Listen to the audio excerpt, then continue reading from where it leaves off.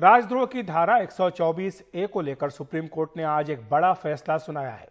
Supreme court के इस फैसले के मुताबिक राजद्रोह की धारा में कोई नया केस अब दर्ज नहीं होगा।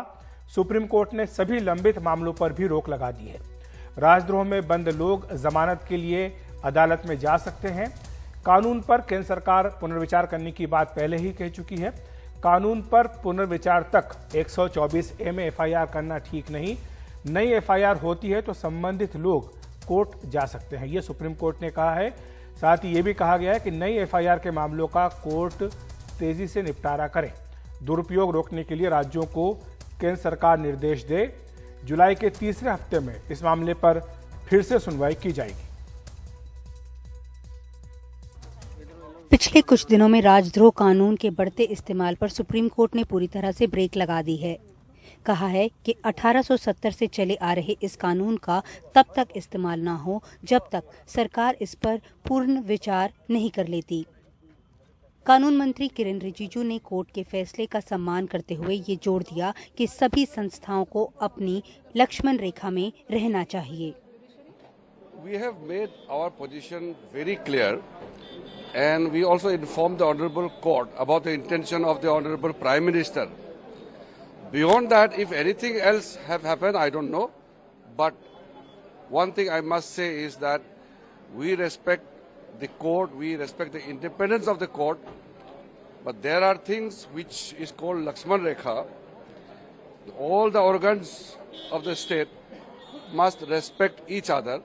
सुप्रीम कोर्ट ने तकरीबन 30 मिनट तक दोनों पक्षों को सुना। उसके बाद बेंच जो थी तीनों जजेस की वो उठ गई और जो तीनों जजेस थे chief justice of India N V Ramana, justice Suryakant और जस्टिस हेमा कोहली, वो एक प्राइवेट एरिया में गए और वहां जाकर के उन्होंने तकरीबन आधे घंटे तक इस मुद्दे पर चर्चा की। उसके बाद जब वो वापस आए तब उन्होंने अपना ऑर्डर दिया। सुप्रीम कोर्ट के पास इस कानून के खिलाफ 5 याचिकाएं पड़ी थीं। सरकार ने पहले कानून को बिल्कुल सही बताया था, मगर बाद में कहा कि वो इस पर विचार करेगी। बताया कि प्रधानमंत्री भी यही चाहते हैं, लेकिन विपक्ष इसे मोदी सरकार की हार बता रहा है।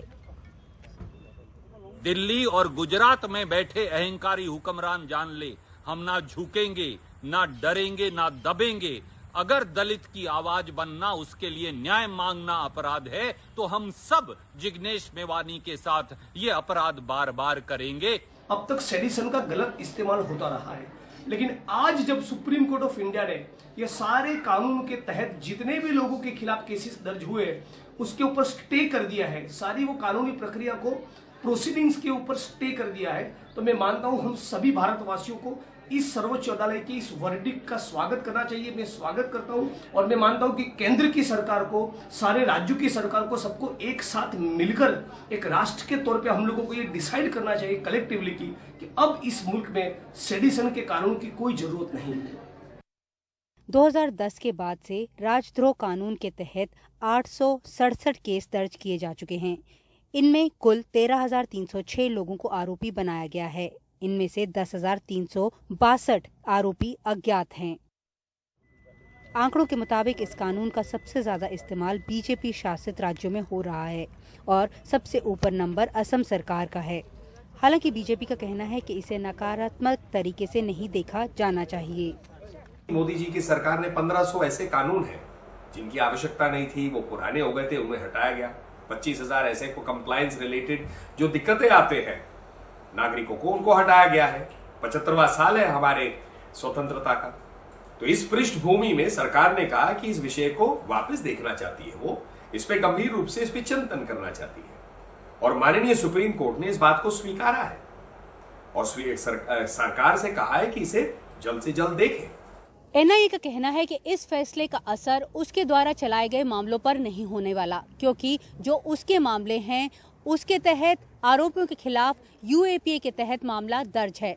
वैसे ये कहना गलत नहीं होगा कि इस देश में दमनकारी कानूनों की जो लिस्ट है वो काफी लंबी है, लेकिन केंद्रीय गृह मंत्रालय का कहना है कि इसे कम करने के लिए उसने एक कमेटी मार्च 2020 में गठित की थी और उस कमेटी ने अब अपनी रिपोर्ट जो है वो केंद्रीय गृह मंत्रालय को सौंप भी दी है। नई दिल्ली से अपनी सहयोगी सुकीर्ति द्विवेदी के साथ मैं नीता शर्मा, एनडीटीवी इंडिया के लिए।